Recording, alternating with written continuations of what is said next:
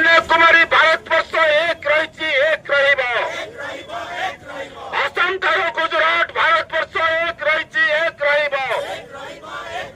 हिंदू मुसलमान सिख ईसाई भारतवर्ष भाई भाई हिंदू मुसलमान सिख ईसाई भारतवर्ष भाई भाई हिंदू मुसलमान सिख ईसाई भारतवासी भाई भाई सारा भारत ऐक्य पाई एक हुआ काश्मीरी भारत रही भारत एक हुआ साम्राज्यवादी अमेरिकार चाप को आम मानव ना उग्रवादी को साहाଯ୍य कर साम्राज्यवाद मुर्दाबाद आतंकवाद को साहाଯ୍य कर अमेरिका साम्राज्यवाद मुर्दाबाद। आतंकवाद को रोकवा दायित्व प्रथम दायित्व होची सरकार। जम्मू काश्मीर बर्तमान गोटे राज्य सरकार ना एटी केंद्र शासित अंचल केंद्र शासित अंचल गोटे जड़े कनेस्टेबल को बदली करने अपॉइंटमेंट होर क्षमता गोटे केंद्र सरकार ना जोटा आम देखीचु दिल्ली क्षेत्र में। तेणु केंद्र सरकार क्षेत्र समस्त क्षमता अच्छी। केंद्र सरकार आतंकवाद को रोकवे चरम विफल होती। आतंकवाद को आम विरोध करें आतंकवादी किसी धर्म ना जाति ना वर्ण ना आतंकवादी माने आतंक सृष्टि करी देश में गोटे अस्वाभाविक परिस्थिति सृष्टि करी फायदा नवा चाहते एवं समस्त क्षेत्र सारा पृथ्वी में आतंकवाद जनक होती साम्राज्यवादी शक्ति। अमेरिकन साम्राज्यवाद पृथ्वीर विभिन्न देश में आतंकवादी शक्ति सृष्टि करिछि एवं से देश में अस्थिरता सृष्टि करिछि। दुखर कथा आम देशर सरकार से साम्राज्यवादी अमेरिका सहित अत्यंत मित्र हो चली। द्वितीय कथा हूँ यही सरकार 10 वर्ष पाख पूर्व सी नोटबंदी करथिले कहीं करथिले बोली कहले कहले आम देश में कला टंका बहुत हो गलानी आतंकवादी कार्यकलाप चली मत 1.5 मास समय दिंतु आपर देखा आतंकवादी कार्यकलाप चलो नहीं देश में कला टंका रही नहीं एवं बेकार लोक निजुक्ति पाइबे।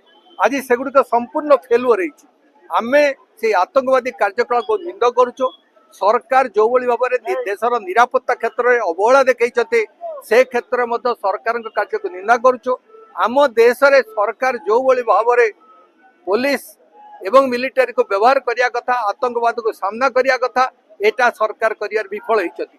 2 नंबर कथा हूँ आतंकवाद को सामना करिया पाई जनगण को एकजुट करिया पड़िबो। सरकार सेहीटा मध्य करिवारे फेल होती कना जम्मू काश्मीर सरकार 370 धारा को बातिल करदेले। 370 धारा जो भारत वर्ष संविधान रचना करागला तादरे को जोग कराइथिला जम्मू काश्मीर वासी भितर गोटे आत्मप्रत्यय सृष्टि करने भारत सहित मिलन पूरापूरी स्थायीकरण करने किंतु सरकार 370 आर्टिकल धार को बात करदेला पर जम्मू काश्मीर वासी मध्य भारत सरकार प्रति गोटे सन्देह सृष्टि होती। प्रकृत में 370 आर्टिकल जो समस्त सुविधा दि जाए काश्मीरवासी को इनफैक्ट से समस्त सुविधा भारत वर्ष प्रत्येक राज्यर नागरिक मान मिलवा कथा किंतु सरकार से अधिकार को व्याप्त न करिकी सरकार ताको संकुचित करदे। तेणु आज भारत वर्ष में ये जो सन्त्रासवादी कार्यकलाप होती वस्तुत ये हूँ जो सरकार जे अच्छी तांकर कार्यर एटा अधिक अधिक बढ़ुची।